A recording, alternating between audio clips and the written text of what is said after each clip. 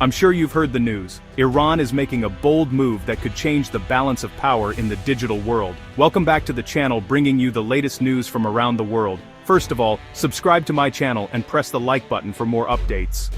The night was tense and electric, thick with anticipation and fear. In Tehran, sirens pierced the darkness as a digital blackout swept the city. GPS systems failed, leaving both military and civilians in chaos. Iran was thrust into a new kind of war, one fought in the digital domain. The crisis forced a bold decision. Iran would abandon GPS and turn to China's BeiDou system, signaling a dramatic shift in alliances. With the dust barely settled from the conflict, Iran's Deputy Minister of Communications, USvsChina, made the announcement. Iran would transition key sectors from the US-controlled GPS to China's BeiDou system. The decision was not just reactive but deeply strategic, reflecting a calculated pivot in international relations and technology reliance. The shift to BeiDou was not without its challenges. It required a re-evaluation of Iran's technological dependencies and infrastructure. This alignment with China promised not only technological independence, but further integration into the Belt and Road Initiative, marking a significant geopolitical realignment. Iran's move was part of a broader strategy to secure its national interests and military capabilities against threats. The BeiDou system offered more than just navigation. It provided a backbone for telecommunications, military operations, and critical infrastructure previously at risk from Western interference. This decision was more than just about technology, it was about sovereignty. By aligning with China, Iran was not only diversifying its technological portfolio, but also forging stronger ties with a rising global power, reshaping the landscape of international alliances. For the average Iranian, the technology shift brought both hope and havoc. Navigation apps became unreliable, stranding drivers and disrupting logistics across the nation. Businesses dependent on location services like taxi and courier companies faced chaos, their operation thrown into disarray as GPS signals wavered. In Tehran, confusion reigned as digital maps faltered.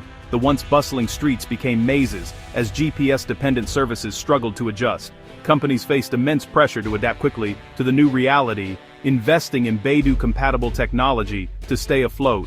The economic impact was significant, particularly on small businesses that relied heavily on digital infrastructure.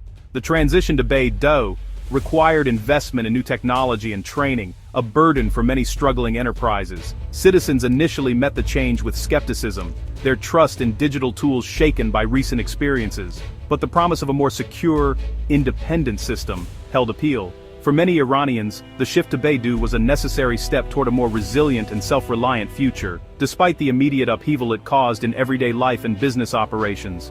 Recent conflicts had exposed Iran's vulnerabilities in stark relief. High-profile assassinations of nuclear scientists and military leaders underscored the risks of relying on Western-controlled technology. The breaches were a wake-up call, revealing just how deeply embedded foreign powers were in Iran's digital ecosystem. The assassinations, facilitated by phone tracking and compromised networks, sent shockwaves through the nation. Iran's leadership realized the extent of their exposure, prompting a re-evaluation of their reliance on Western tech platforms. The need for secure, sovereign technology became, well, a matter of national security. Attacks on Iranian leadership further highlighted these vulnerabilities as critical meetings were targeted with deadly precision. The message was clear.